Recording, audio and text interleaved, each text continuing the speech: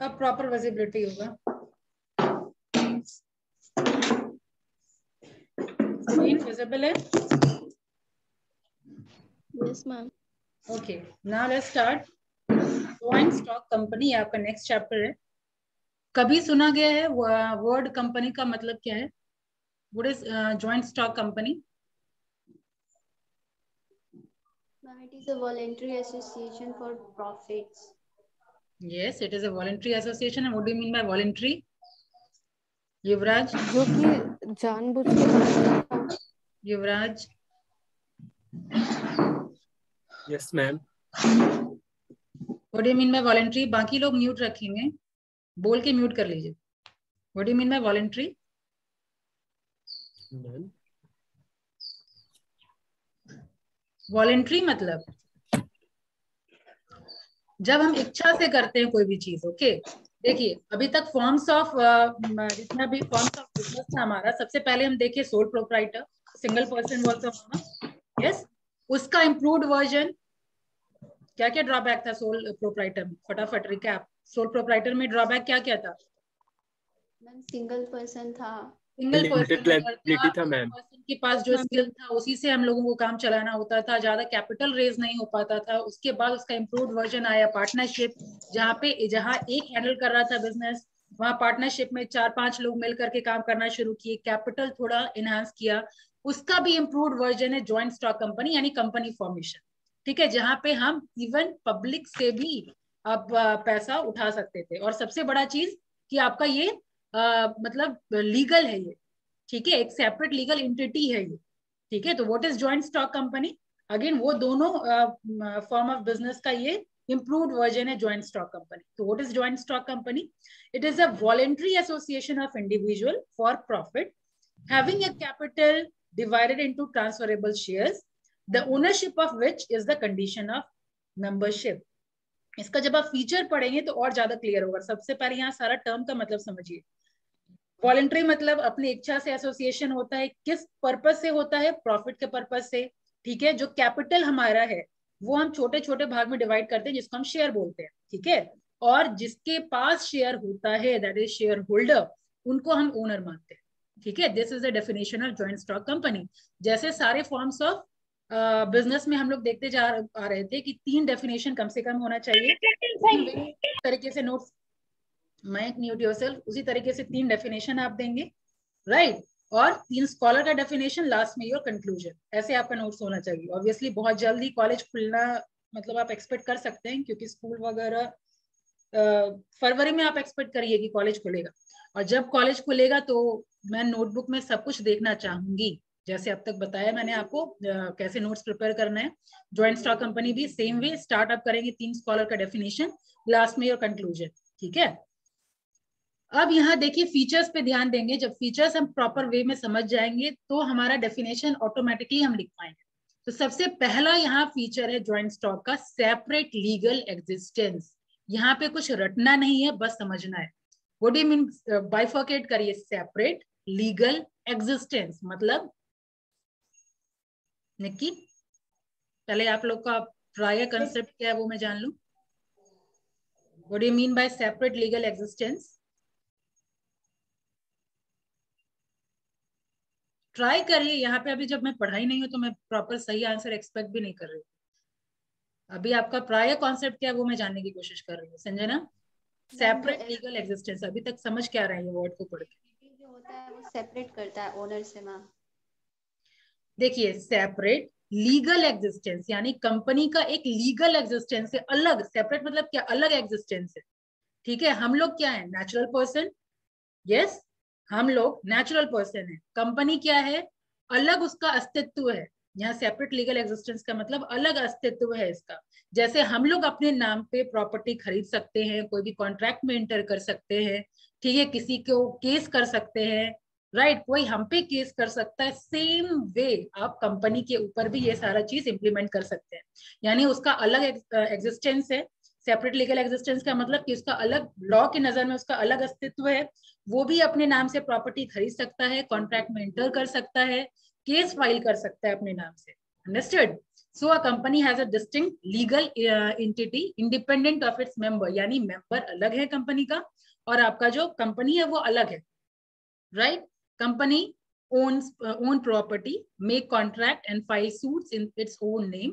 Shareholders are not the joint owner of the company's property and they cannot be held liable for the act of the company. यानी company का जो creditor होगा या company किसी से अगर कर्ज लेता है तो इसका मतलब नहीं कि मेंबर कर्जदार हो गया, अंडरस्टूड? तो मेंबर अलग है और यहाँ पे आपका जो कंपनी है वो अलग है, ये है इसका मतलब सेपरेट लीगल एग्जिस्टेंस का। क्लियर है सबको? मैम फिर से रिपीट करिएगा। क्या मैम फिर से। सेपरेट लीगल एग्जिस्टेंस का मतलब लॉ इसको अलग पहचान दे रखा है कंपनी को, कंपनी अलग है अपने मेंबर से, ठीक है? सेपरेट लीगल एग्जिस्टेंस का एक और मतलब होता है कॉर्पोरेट पर्सनालिटी, ठीक है? एक और टर्म इसका होता है जो आपने दिया हुआ नहीं है, कॉर्पोरेट पर्सनालिटी। कॉर्पोरेट पर्सनालिटी मतलब कंपनी एक कॉर्पोरेट पर्सनालिटी है, मेंबर और कंपनी अलग अलग है, ठीक है? कंपनी का अपना रोल होगा, कंपनी अपने नाम से प्रॉपर्टी खरीदेगा या बेचेगा, कंपनी अपने नाम से कोई कॉन्ट्रैक्ट में इंटर करेगा, कंपनी अपने नाम से किसी को भी सूट कर सकता है, ठीक है? सूट फाइल कर सकता है। समझ आया रूपम? Yes ma'am. आगे बढ़े। मैम अगर कंपनी के ऊपर लाइबिलिटी है तो उसको शेयर होल्डर ही तो पे करेंगे ना? नहीं मैम कंपनी के ऊपर शेयर होल्डर, जितने का शेयर आपके पास है उतने के लिए ही आप लाइबल हैं। शेयर होल्डर्स Yes, क्या ma'am. हुआ? जिसके पास जितना शेयर है उतने के लिए लाइबल है। मैम यस इसका एक मिनट, इसका जितना भी चीज है वो गवर्न होगा आपका कंपनीज एक्ट के थ्रू। ये स्टैट्यूटरी बॉडी है, ये समझ आया? ये ज्वाइंट स्टॉक कंपनी जो है, आप आगे पढ़ेंगे मर्केंटाइल लॉ, जब आप पढ़ेंगे तो मर्केंटाइल लॉ में कंपनीज एक्ट है वो आप पढ़ेंगे, जो कंपनीज एक्ट 1956 है जो अब अमेंड होकर के 2013 हो गया है। ये सभी आप लोग थोड़ा नोट डाउन करते जाइए, थोड़ा ये धीरे धीरे आपको क्लैरिटी और बढ़ेगा। तो एक्ट पास हो करके ये आपका लागू होता है, तो जो जो एक्ट में लिखा हुआ है उसके अकॉर्डिंग ही कंपनी फॉर्म हो सकता है, ठीक है? आगे हम लोग पढ़ेंगे stages of formation of company, दो आप लोग के सिलेबस में तो है नहीं, बट थोड़ा मैं ब्रीफिंग आप लोग को दे दूंगी कि कंपनी फॉर्म करना इतना इजी नहीं होता है सोल प्रोप्राइटर और पार्टनरशिप की तरह, ठीक है? वो बहुत सारा प्रोसीजर के थ्रू क्रॉस करना होता है, राइट? जल्दी आप घपला नहीं कर सकते, ठीक है? अभी उतना कॉम्प्लेक्स मत करिए, अभी सिंपल फीचर समझने की कोशिश करिए। तो अभी आपको इतना ही समझना है कि कंपनी का अलग अस्तित्व है, लॉ की नजर में इसका अलग अस्तित्व है, ये स्टैट्यूटरी बॉडी है, एक्ट पास करके आपका कंपनीज एक्ट में जो जो रूल्स एंड रेगुलेशन लिखा हुआ है उसके अकॉर्डिंग ही कंपनी को परफॉर्म करना होगा, अंडरस्टूड? कंपनीज एक्ट है ना, तो एक्ट मतलब क्या हुआ? पार्लियामेंट से पास किया हुआ है, तो कंपनी एक्ट में जो भी रूल्स एंड रेगुलेशन है उसके अकॉर्डिंग ही कोई भी कंपनी फॉर्म करेगी तो काम करेगी।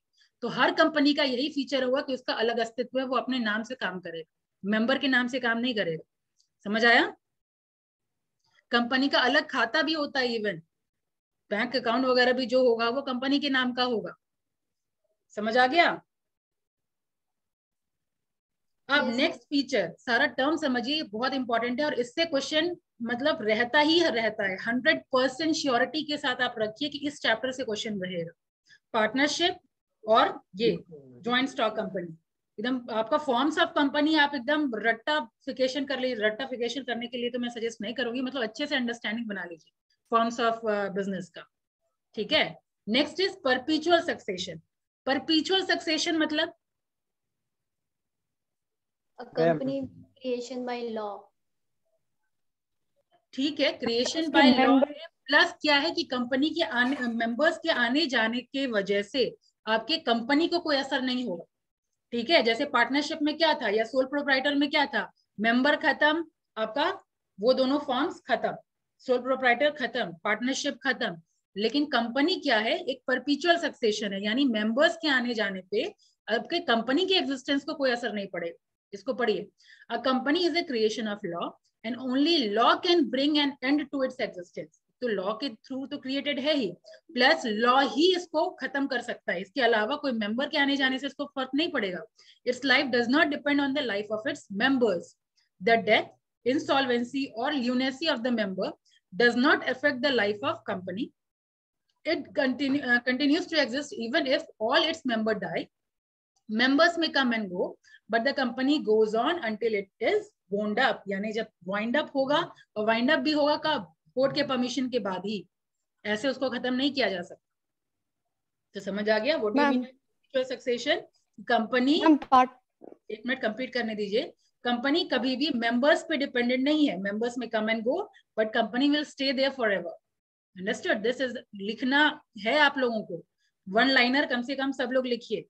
सबके मेमोरी पे इतना पढ़ाते पढ़ाते तो पूरा भरोसा हो चुका है, ठीक है, क्योंकि उसी क्लास में मुझे आंसर चाहिए होता है, पढ़ाने के बाद मुझे आंसर चाहिए होता है। तो perpetual succession what do you mean by that? कि कंपनी मेंबर्स पे डिपेंड नहीं करता, मेंबर्स के आने जाने पे डिपेंड नहीं होता, company as it is existence में रहेगा। सिर्फ लॉ ही उसको एग्जिस्टेंस में लाता है और लॉ ही उसके एग्जिस्टेंस को खत्म कर सकता है। क्लियर? हाँ, अब किसका क्वेश्चन था?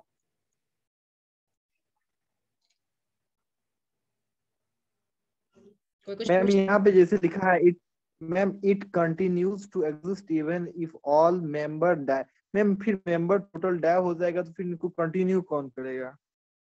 सारे मेंबर डाई कर जाएं ऐसा पॉसिबल है क्या? ये एक तरीके से बात कहा गया। और अगर यहाँ पे कंपनी का मेमोरेंडम वगैरह तो आप लोग पढ़ चुके हैं क्या?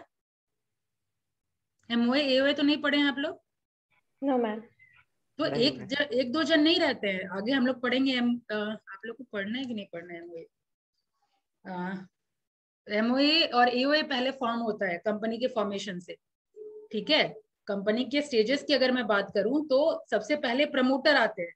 जैसे फॉर एग्जांपल रेवती, आपके दिमाग में आइडिया आया कि बिजनेस फॉर्म करना है, ठीक है। अब बिजनेस फॉर्म करना है तो अकेले तो बिजनेस हम फॉर्म करेंगे नहीं, 4-5 मेंबर कम से कम आएंगे, ठीक है। अगर नॉलेज के लिए मैं बता दूं, अगर आपको प्राइवेट कंपनी फॉर्म करना है तो मिनिमम 2 मेंबर चाहिए। अगर पब्लिक कंपनी चाहिए तो मिनिमम 7 मेंबर्स होने चाहिए, ठीक है। मिनिमम प्राइवेट और पब्लिक में हम लोग कंपैरिजन भी देखेंगे। प्राइवेट के लिए कम से कम 2 मेंबर, पब्लिक के लिए कम से कम 7 मेंबर्स। उसके बाद जब मेमोरेंडम जब बनता है तो उसमें डायरेक्टर्स लोगों का साइन चाहिए होता है, एम्प्लॉइज होते हैं, ठीक है। मेंबर्स अगर नहीं भी रहते हैं तो फिर नए लोग आते हैं, समझ आया? तो कंपनी का फॉर्मेशन या कंपनी का एग्जिस्टेंस हटाना इतना इजी नहीं होता, ठीक है। कोर्ट का परमिशन जब तक नहीं मिलेगा, लॉ जब तक नहीं चाहेगी, मतलब कोर्ट ऑब्वियसली जब तक नहीं चाहेगी, तब तक आप कंपनी का खत्म नहीं कर सकते, क्योंकि बहुत लोग कनेक्टेड है ना कंपनी से। कंपनी को बहुत लोग पैसा दे रखा है, फाइनेंशियल इंस्टीट्यूशन से पैसा लिया जाता है, पब्लिक से पैसा रेज किया जाता है ना। तो इतना इजी नहीं है खत्म करना।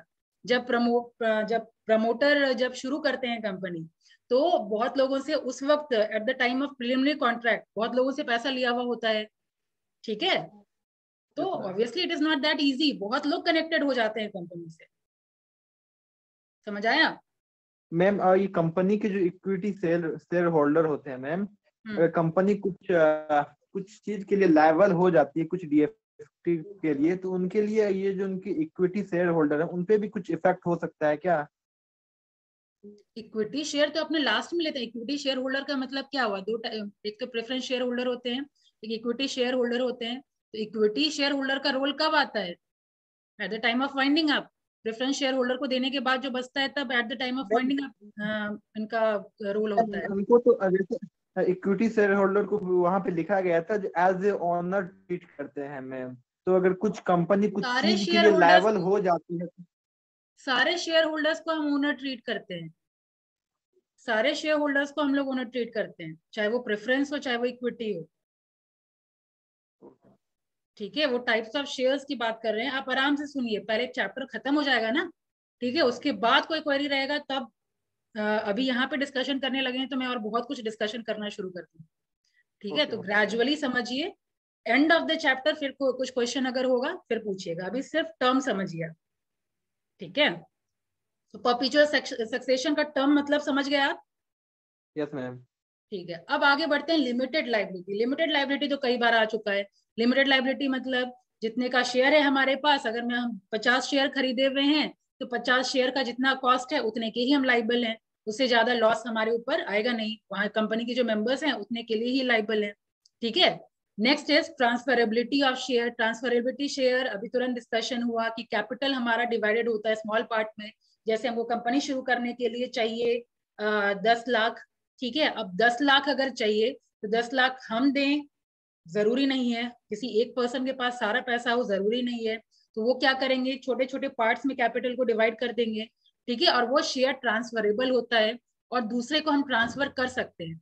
अब 10 लाख में मान लीजिए संजना को कुछ शेयर दिया गया, मान लीजिए संजना 1 लाख का शेयर खरीदी, बाकी युवराज 1 लाख का खरीदा। ठीक है, तो इस तरीके से कंट्रीब्यूशन होता है। और आज संजना का मन है कि हम सेल करके रिया को दे दें, तो वो सेल कर सकती है। तो that we mean by transferability of share. समझ आ गया? यानी कभी भी आप उसको ट्रांसफर कर सकते हैं, किसी को भी सेल कर सकते हैं, किसी से भी परचेज कर सकते हैं। समझ आ गया? लेकिन एक चीज और इसमें ध्यान देने वाली बात है कि प्राइवेट कंपनी के ऊपर रिस्ट्रिक्शन है शेयर ट्रांसफर करने का। यानी पब्लिक से पैसा रेज करने का हक सिर्फ पब्लिक कंपनी को ही है। प्राइवेट कंपनी कभी भी पब्लिक से पैसा रेज नहीं कर सकती। क्लियर है युवराज? मैम एक बार और रिपीट कर दीजिएगा। मैंने कहा प्राइवेट कंपनी कभी भी पब्लिक से पैसा रेज नहीं कर सकती। ठीक है, ट्रांसफर ऑफ शेयर का हक सिर्फ और सिर्फ पब्लिक कंपनी के पास ही है। मैम तो प्राइवेट कंपनी शेयर इशू भी नहीं करती है क्या? नहीं, प्राइवेट कंपनी के पास हक नहीं है। प्राइवेट कंपनी को पब्लिक कंपनी में कन्वर्ट होना पड़ता है तभी, और प्लस उसको स्टॉक एक्सचेंज में लिस्टेड होना पड़ता है, तभी वो शेयर परचेज कर सकते हैं, शेयर इशू कर सकती है।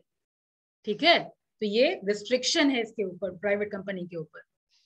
डन? अब आगे डन ना? Yes ma'am, done. अब आगे बढ़िए। Common seal. कॉमन सील मतलब अभी हम लोगों ने देखा कि कंपनी का एक सेपरेट एंटिटी है, सेपरेट लीगल एग्जिस्टेंस है, आर्टिफिशियल पर्सन है। ठीक है, तो आर्टिफिशियल पर्सन है तो उसके बिहाफ पे ह्यूमन बीइंग ही काम कर रहा है ना, उसके बिहाफ पे ह्यूमन बीइंग काम कर रहा है। तो वो कैसे हमको पता चलेगा कि कोई भी पेपर जो है वो ऑथेंटिक है? ऑब्वियसली सिमेज का कोई डॉक्यूमेंट है, जब तक मोहर ना लगा हो उस पर आप बिलीव करेंगे कि वो ऑथेंटिक पेपर है। ठीक है, तो दैट मोहर या official signature of the company is common seal. समझ आया? कॉमन सील क्या है? जो ऑफिशियल सिग्नेचर होता है कंपनी का। ठीक है, उसको हम लोग कॉमन सील कहते हैं। तो being an artificial entity, a company cannot act and sign itself, therefore it acts through human being.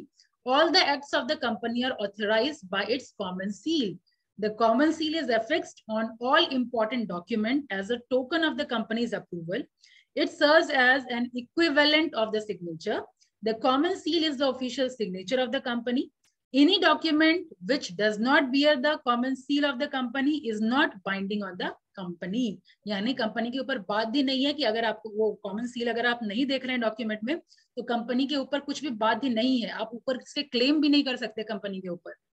ठीक है, तो कंपनी का ऑथेंटिक पेपर है, इसका प्रमाण तभी होगा जब कॉमन सील होगा डॉक्यूमेंट पे। अंडरस्टूड? मैम ये किसके द्वारा ऑथराइज्ड होता है कॉमन सील? कौन बोल रहे हैं? बस आवाज आ रही है, बहुत धीरे आवाज आ रही है। मैम कॉमन सील किसके द्वारा ऑथराइज्ड रहता है? हाँ, ऑफिशियल सिग्नेचर है ये कंपनी का कॉमन सील। ठीक है, जैसे आप साइन करेंगे तभी ना पता चलेगा कि हाँ आप ये डॉक्यूमेंट आप देखे हुए हैं, है कि नहीं? आपका सिग्नेचर होगा कि नहीं? कोई डॉक्यूमेंट आपका है, इवन आप आधार कार्ड भी देते हैं तो नीचे आपसे साइन करवाया जाता है। कॉलेज में भी आप देते होंगे तो नीचे साइन करके देते होंगे documents and all. Same way company का भी अगर डॉक्यूमेंट होगा तो उसमें कंपनी का सिग्नेचर मतलब कॉमन सील, मोहर। मैम तो इसको हेड कंपनी तो अथॉरिटी के द्वारा हाँ हाँ इसको अप्रूव head करवाना होता है। ठीक है, इतना समझिए, common seal is official signature of the company. Next feature is separate. Ma'am ये लास्ट में ये भी मेंशन है, which doesn't bear the common seal of the company is not binding on the company, मतलब कि ये वो नहीं भी रख सकती है क्या? नहीं, इसका मतलब ये है कि अगर आप कॉमन सील नहीं देख रहे हैं कंपनी के ऊपर, वो डॉक्यूमेंट के ऊपर, तो आप कंपनी के ऊपर क्लेम नहीं कर सकते। कंपनी कोई चीज के लिए बाध्य नहीं है, ये है इसका मतलब रेवती। ओके, ठीक है, next is separation of ownership and control. What do you mean by that? कि ओनरशिप और कंट्रोल दो अलग अलग पर्सन करते हैं. तो कौन करते हैं? तो ओनर कौन? Share share holder. होल्डर। लेकिन कंट्रोल कौन करने वाला? Board of members. Board of directors. ठीक है, तो वही, हाँ, बोर्ड ऑफ मेंबर्स या बोर्ड ऑफ डायरेक्टर्स. तो ओनरशिप अलग जॉइंट स्टॉक कंपनी में या कंपनी में ओनर अलग होते हैं, कंट्रोल करने वाले अलग होते हैं. जो कंट्रोल करने वाले होते हैं वो डायरेक्टर्स होते हैं, और जो आपका ओनर होता है वो शेयर होल्डर्स को ओनर बोला गया है. ठीक है, तो members have no right to participate directly in the day to day management of the company. They elect their representative called directors who manage the company's affair on behalf of the member. Thus, the ownership of the company is distributed among shareholders while management is vested in the board of directors. ठीक है, ये मतलब है आपका ownership अलग होना और control अलग होना. ठीक है, मैम बोर्ड ऑफ डायरेक्टर्स जो होते हैं वो तो शेयर होल्डर्स के बीच से ही तो अपॉइंट होकर जाते हैं ना, जिनके मैक्सिमम शेयर्स होते हैं वही तो बनते हैं बोर्ड ऑफ वही डायरेक्टर्स. रिप्रेजेंट करते हैं ना, उन्हीं के रिप्रेजेंटेटिव ही इलेक्ट होते हैं. Okay ma'am. ठीक है, तो इसीलिए कहा जाता मैम है हाई लेवल के जो मैनेजमेंट होते हैं कंपनी में वही तो कंट्रोल कर रहे होते हैं ना कंपनी को. हाँ, तो वो कंट्रोलिंग अथॉरिटी है. लेकिन शेयर होल्डर तो छोटे बड़े सारे शेयर होल्डर होते हैं ना. जो 100 रुपये का भी शेयर अगर है तो 100 रुपये के आप ओनर हैं. ठीक है, तो शेयर होल्डर बहुत होते हैं, लेकिन कंट्रोलिंग में तो लगभग सर्टेन मेंबर्स होते हैं. 10 से 15 लोगों को आपका वो बनाया जाता है, बोर्ड ऑफ डायरेक्टर्स होते हैं, वो मिलकर डिसीजन लेते हैं on the behalf of share holder. ठीक है, ये सारा डिटेल आप पढ़ेंगे नेक्स्ट सेमेस्टर में. मर्केंटाइल लॉ में मैं पढ़ा रही हूँ अभी, कंपनीज लॉ ही चल रहा है उन लोगों का. तो उसमें मीटिंग का भी प्रोविजन है. शेयर होल्डर्स मीटिंग भी होता है. टाइप्स ऑफ मीटिंग में आप लोग पढ़ेंगे share holders meeting. Company law अपने आप में बहुत ही ब्रॉड चैप्टर है. ठीक है, तो अभी यहाँ पे सिर्फ बेसिक इंट्रोडक्शन हो रहा है आपका. सेकेंड सेम में मर्केंटाइल लॉ पढ़ेंगे, जो लॉ पर्सपेक्टिव से आप लोग पढ़ेंगे. ठीक है, अभी इतना जानिए कि शेयर मीटिंग भी बहुत तरह का होता है. क्रेडिटर्स के साथ भी मीटिंग होता है, शेयर होल्डर्स के साथ भी मीटिंग होता है, डिवेंचर होल्डर्स के साथ भी मीटिंग होता है. डिफरेंट टाइप ऑफ मीटिंग है. ठीक है, तो यहाँ पे बस अभी आपको ये जानना है कि यहाँ पे controlling authority board of directors हैं और ओनर आपके शेयर होल्डर्स हैं. क्लियर? Next, voluntary association. आप ऑलरेडी अभी हम लोग समझ चुके हैं. वॉलंटरी एसोसिएशन मतलब कभी भी आप अपनी इच्छा से यहाँ पे ज्वाइन कर सकते हैं या छोड़ सकते हैं. ठीक है, ट्रांसफरेबिलिटी ऑफ शेयर में भी बात की है कि आज मेरा मन है तो हम किसी और को ट्रांसफर कर दिए तो ओनरशिप तो खत्म हो गया ना. सुस्मिता आज अगर सेल खरीदी है तो आज वो मान लीजिए 1 लाख अगर वो शेयर खरीदी है तो 1 लाख का ओनरशिप इसके हाथ में है. अब आज उसका मन कर रहा है किसी और को सेल करने का, तो ओनरशिप तुरंत खत्म. यस और नो? मेरा इच्छा हुआ ना, मेरा इच्छा हुआ हम ओनरशिप ले लिए, मेरा इच्छा हुआ हम ट्रांसफर कर दिए. तो वॉलंटरी एसोसिएशन मतलब क्या हुआ? जॉइंट स्टॉक कंपनीज है voluntary association of certain person term to carry out a particular purpose in common. Members of the company can join it and leave it at their own free will. है ना, आज मेरा मन कर रहा है company छोड़ने का, छोड़ देंगे. आज मेरा मन कर रहा है ओनरशिप छोड़ने का, छोड़ देंगे. यस और नो? है कि नहीं? तो ये फीचर समझ आ गया. Next is artificial legal person. Artificial legal person तो अभी कई बार डिस्कशन हो गया कि चूंकि लॉ क्रिएट कर रहा है. ठीक है, तो लॉ का creation that means artificial legal person. हम लोग जो कि ह्यूमन बीइंग है, हमारे पास इमोशंस है, तो इसीलिए हम लोग नेचुरल पर्सन. ठीक है, अकाउंट्स में आप लोग पढ़े होंगे 11th में, 11th 12th में ही होता है टाइप्स ऑफ पर्सन में, नेचुरल पर्सन, आर्टिफिशियल पर्सन. तो ये कंपनी क्या है? आर्टिफिशियल पर्सन है. तो company is an artificial person created by law having no physical body of a human being. It exist only in contemplation of law. It is competent to enter into contract and to own property in its own name. The business is run in the name of company, but its operation are performed by the elected representative of the member. ठीक है, सारा चीज होगा इसके नाम से, business run करता है इसके नाम से, कंपनी के नाम से, लेकिन जितना परफॉर्म होगा कंपनी का जो भी ऑपरेशन, वो ऑब्वियसली जो इलेक्टेड मेंबर्स होंगे उनके थ्रू होगा. क्लियर? अब आगे बढ़ते हैं कॉर्पोरेट फाइनेंस. कॉर्पोरेट फाइनेंस मतलब share capital of the company is generally divided into a large number of shares in a small volume and these shares are purchased by a large number of the people from different walk of the life. ठीक है, अभी हम लोगों ने discussion किया था कि बहुत लोगों का कंट्रीब्यूशन होता है एक पर्टिकुलर कंपनी में, ठीक है, तो large number of the people are associated with this company, तो दिस इज कॉर्पोरेट फाइनेंस, यानी यहाँ पे बहुत लोग एसोसिएटेड होते हैं, छोटे छोटे पार्ट में शेयर आपका डिवाइडेड होता है, कैपिटल डिवाइडेड होता है शेयर्स में, और वो शेयर बहुत लोगों के पास होता है, ठीक है, तो that is corporate finance. Clear? Large number of the people are associated with the company. Last one is आपका statutory regulation and control. What do you mean by statutory regulation and control? अभी हम लोगों ने discussion किया, जो company का सारा rules and regulation या जो भी गवर्न होगा वो कंपनीज एक्ट के थ्रू गवर्न होगा। तो एक्ट चूंकि है यानी पार्लियामेंट के थ्रू पास हुआ है, ठीक है, तो पार्लियामेंट के थ्रू जो भी पास होता है तो उसका मतलब क्या, that is a statutory. Statutory मतलब क्या? इंडस्ट्रियल पॉलिसी याद करिए, statutory body, non statutory body, वहीं डिस्कशन हो गया था फर्स्ट ही चैप्टर में, याद है ना? Lawful body, lawful body, the one which is pass through parliament, ठीक है, तो हम लोग कहेंगे स्टैट्यूटरी। तो आपका जो ये है कंपनी का जितना भी रूल्स एंड रेगुलेशन है वो गवर्न होगा कंपनीज एक्ट के थ्रू, ठीक है, तो ये कंपनीज एक्ट के थ्रू चूंकि गवर्न हो रहा है इसीलिए ये स्टैट्यूटरी रेगुलेशन एंड कंट्रोल। तो government exercise control through company law over the management of the joint stock company. तो ये था आपका 10 feature of the joint stock company. अब यहाँ पे क्या होता है, एग्जामिनेशन में बच्चे क्या करते हैं, 10 में से 5 याद रख सकते हैं, 6 याद कर पाते हैं, बाकी भूल जाते हैं। तो ये सब जब आप देखें तो एक नेमोनिक के थ्रू याद रखने का कोशिश करें, ठीक है, तो नेमोनिक आप खुद भी बना सकते हैं या नहीं तो एक कॉमन नेमोनिक इसको याद रखने का है, टॉप क्लास, ठीक है, T is for transferability of share, O for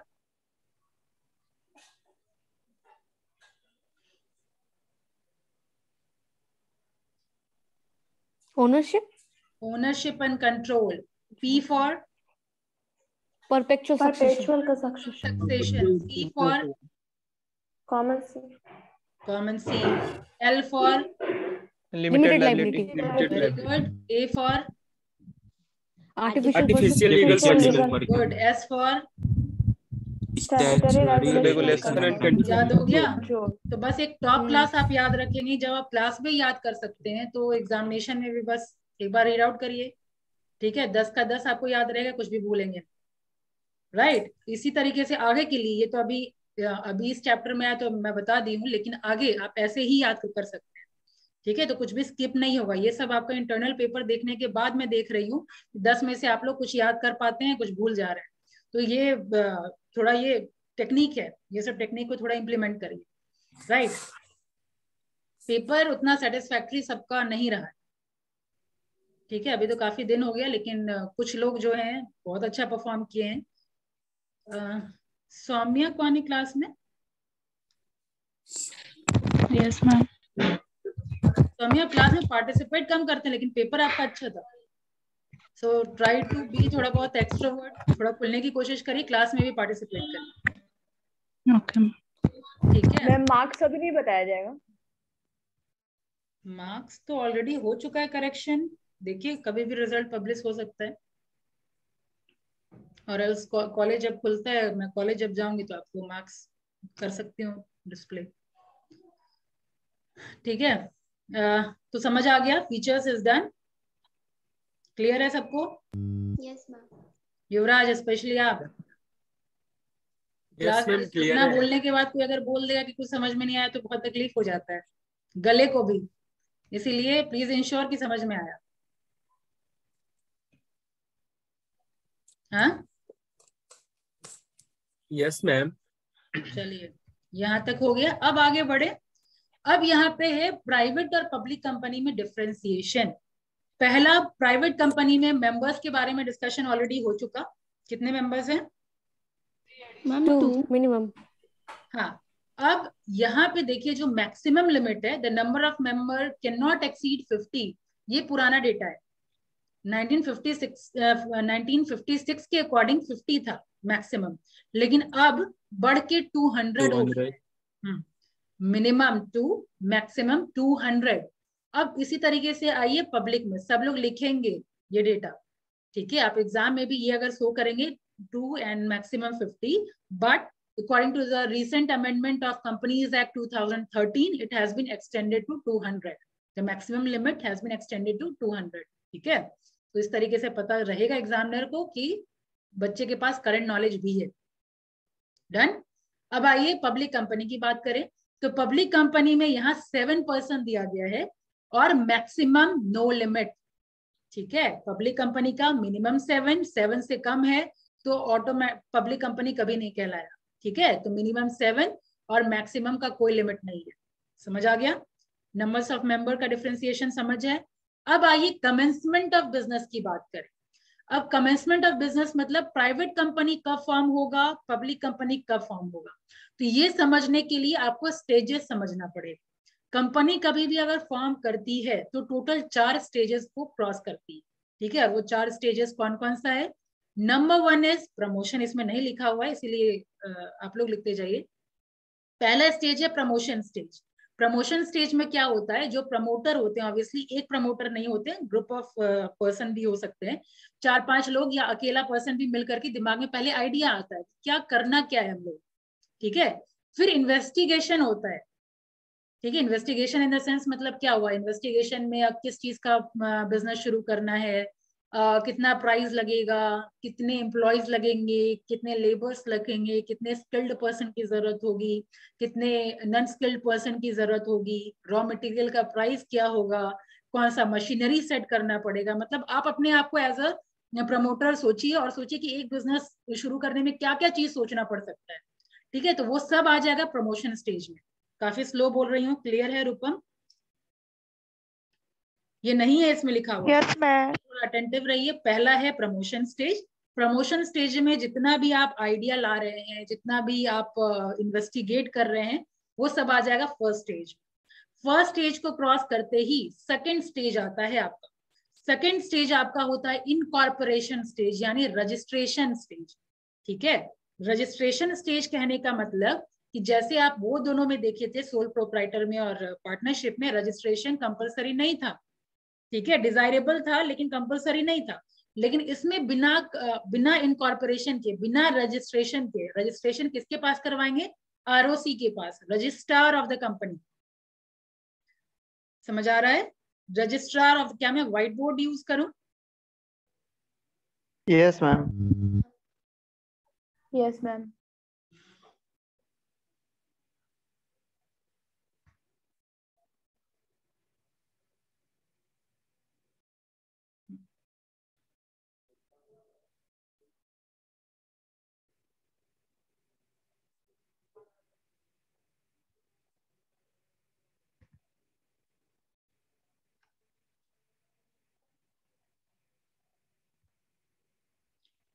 देखिए, पहला स्टेज होता है प्रमोशन स्टेज। ठीक है, माउस नहीं है अभी इसीलिए थोड़ा हैंडराइटिंग इश्यू होगा, लिखते जाइए आप लोग। ठीक है, प्रमोशन। मैम ये सारे स्टेजेस दोनों प्राइवेट कंपनी और पब्लिक कंपनी दोनों के लिए? कंप्लीट हो गया क्या मेरा बोलना?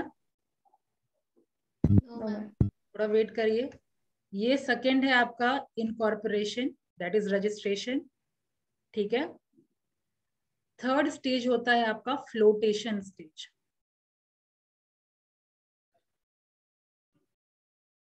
फ्लोटेशन ऑफ कैपिटल सब्सक्रिप्शन, आप पूरा लिखेंगे, फ्लोटेशन ऑफ कैपिटल सब्सक्रिप्शन। हो जाए तो बताइए, flotation of capital subscription. Done? Yes ma'am. Last होता है commencement of business. Commencement of business, तो प्राइवेट कंपनी अगर है आप, तो आप ये 2 स्टेज के बाद, प्रमोशन स्टेज और इनकॉर्पोरेशन स्टेज के बाद, प्राइवेट कंपनी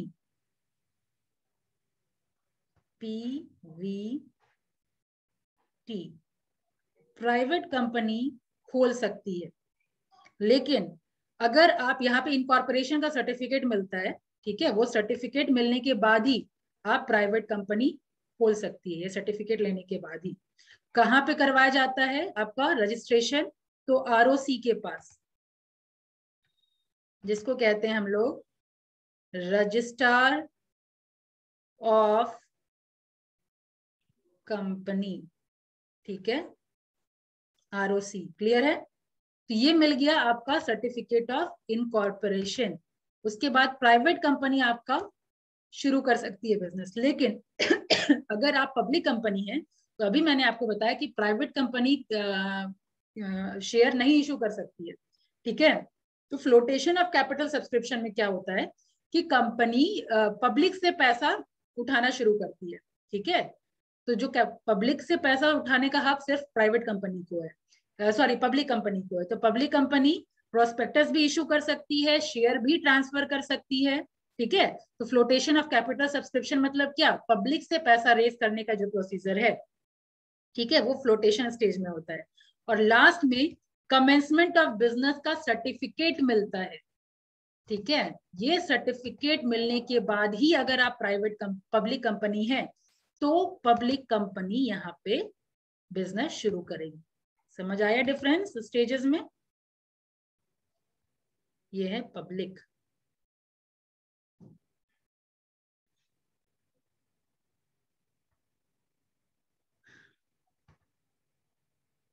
डिफरेंस समझ में आया? कमेंसमेंट ऑफ दोनों में डिफरेंस क्या है?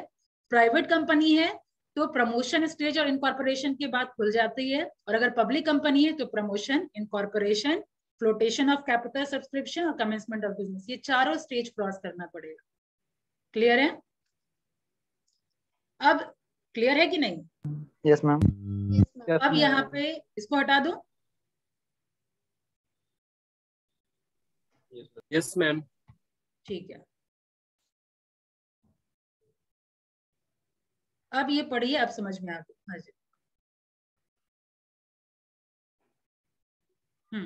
कमेंसमेंट ऑफ बिजनेस में the business can be started after getting the certificate of incorporation, और यहाँ पे है पब्लिक कंपनी में a business can be started only after getting the certificate of commencement of business, and this certificate is issued only when minimum number of share has been subscribed by the public.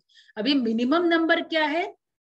minimum number 90% of issued amount, ये minimum number है, ठीक है। दो आप लोग को जानना नहीं है, लेकिन चूंकि आप लोग क्यूरियस हैं तो ये सारा डेटा मैं आपको प्रोवाइड कर रही हूँ। मिनिमम नंबर ऑफ शेयर मतलब 90% ऑफ द इशूड, जो भी शेयर आप इशू कर रहे हैं, जैसे मान लीजिए 10 लाख का हमको चाहिए, ठीक है। ये टाइप्स ऑफ शेयर कैपिटल है, बहुत कुछ बताना शुरू कर दूंगी मैं, बस ये छोटा आप एग्जांपल ले लीजिए कि मान लीजिए 10 लाख चाहिए तो तुरंत 10 लाख हमको पब्लिक से नहीं रेज करना पड़ता है। मान लीजिए अभी हमको इंस्टेंटली जरूरत है 1 लाख का, तो 1 लाख हम इश्यू किए, तो 1 लाख का 90% अगर पैसा आता है तभी आप पैसा ले सकते हैं, नहीं तो फिर आपको वापस कर देना पड़ता है, ठीक है। ये हो गया कमेंसमेंट ऑफ बिजनेस। अभी हमारे पास टाइम है नहीं, ठीक है, अब ये इतना थोड़ा सा ही बचा हुआ है, समझ पाएंगे? फटाफट कवर कर दूं? No ma'am. ठीक है, यहाँ से हम लोग नेक्स्ट क्लास में करते हैं। बट इजी था, समझ आया सबको? Yes ma'am. Yes ma'am. Yes ma'am. Attendance फटाफट